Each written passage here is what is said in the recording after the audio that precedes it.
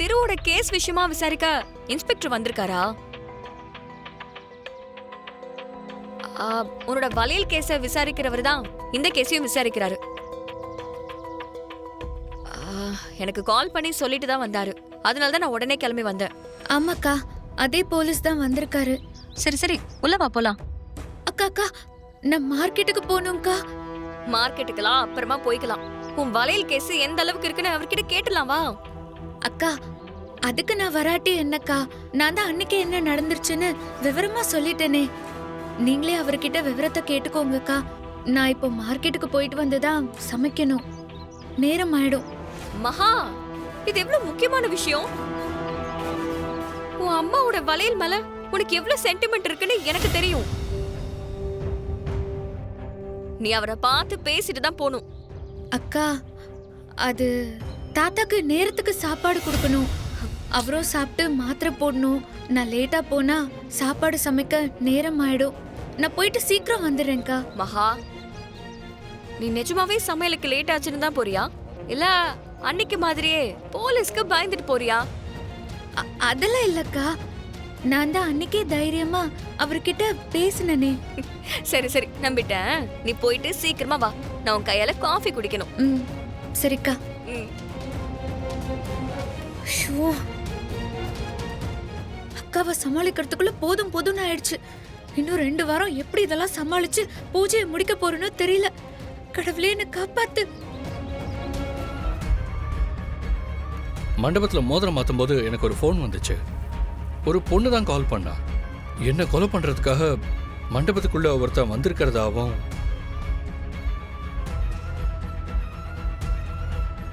அவனை அந்த பொண்ணு ரூம்ல அடைச்சு வச்சிருக்கிறதாவும் சொன்னான்.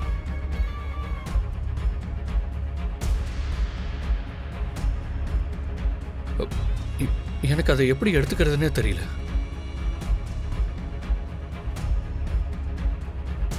ஆனா அந்த பொண்ணு உண்மையை சொல்றான்னு மட்டும் தெரிஞ்சிருச்சு.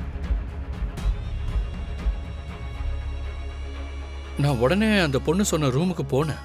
நான் போனப்ப அந்த ரூம்ல யாரும் இல்லை.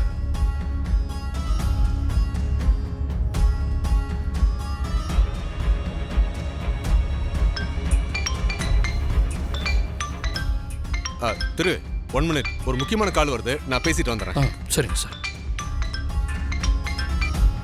திரு சொல்றத வச்சு பாக்குறப்ப ஏன் மேலேயோ கௌதம் மேலேயோ எந்த சந்தேகமும் இல்லாத மாதிரி தான் தெரியுது.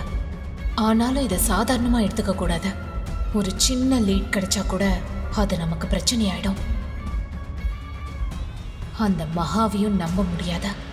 அவளுக்கு தெரிஞ்ச உண்மைய அவ எந்த நிமிஷம் வேணாலும் எல்லார்கிட்டயும் சொல்றதுக்கு வாய்ப்பு இருக்கா?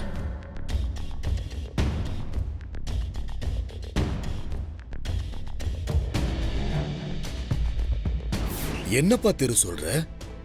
மண்டபத்துல இவ்ளோ விஷயம் நடந்திருக்கா? நீ இத யார்கிட்டயும் சொல்லவே இல்லையே. இந்த விஷயத்த நான் அப்ப சொல்லியிருந்தா எல்லாரும் தேவையில்லாம பதட்டமாவீங்கன்னு தான் நான் சொல்லலை. அதனால தான் எனக்கு ஃபோன் வந்தது கூட யார்ட்டையும் சொல்லாம நான் போயிட்டேன். அத பண்ணவங்க யாரா இருந்தாலும் சரி, அவங்கள கண்டுபிடிச்சு தண்டனை வாங்கி கொடுங்க சார்.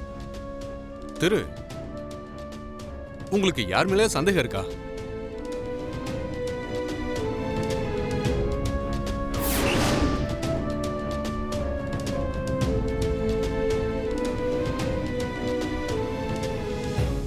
நம்ம இன்ஸ்பெக்டரை பார்த்து ஜர்க்காகிறோம், ஓகே.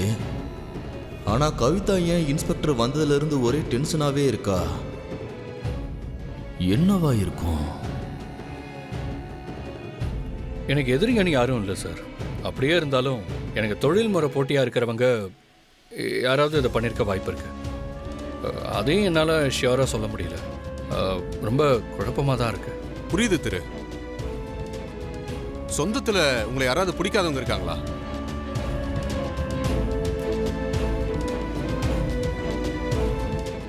ஏன் கேட்குறேன்னா, இப்பெல்லாம் எந்த புத்துக்குள்ள எந்த பாம்பு இருக்குன்னே தெரியல.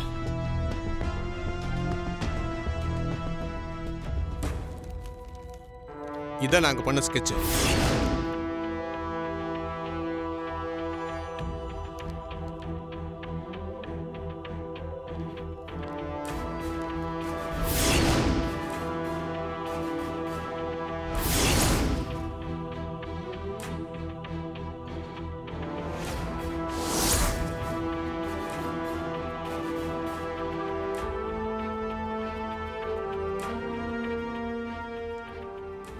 சார் அவனை காட்டுங்க.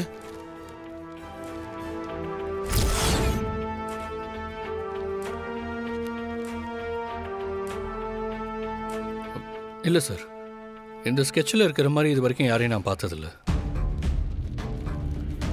இது கண்டிப்பா கௌதமோட ஃபேஸ் மாடல் தான். ஐயோ, என்ன பண்றது? இது இந்த போட்டோல இருக்கிற முகத்தை நான் எங்கேயோ பார்த்திருக்கேன்.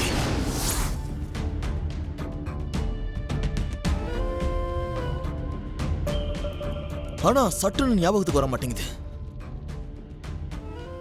சரிங்க சார், உங்களுக்கு ஞாபகம் வந்துச்சுன்னா எனக்கு ஃபோன் பண்ணி சொல்லுங்க. கண்டிப்பா சார், கண்டிப்பா ஃபோன் பண்ணி சொல்லிடுறேன்.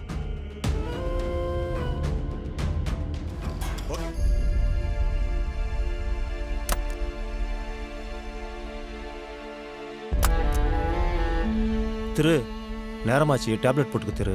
ஆ,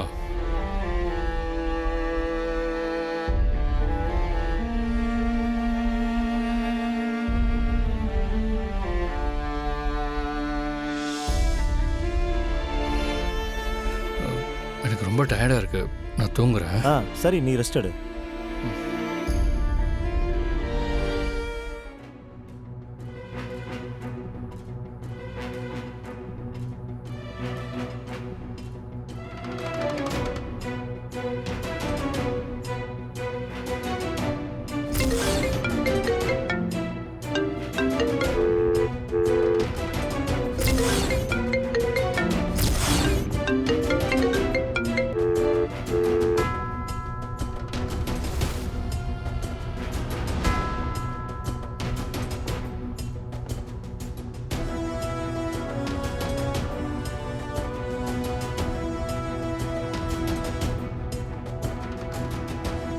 இன்ஸ்பெக்டர் தான் கால் பண்ணியிருக்காரு. இப்போ தானே வந்துட்டு போனாரு. ஒருவேளை லக்ஷ்மியை பற்றி ஏதாவது தகவல் கிடைச்சிருக்குமோ, அதை சொல்கிறதுக்கு தான் கால் பண்ணியிருப்பாரா?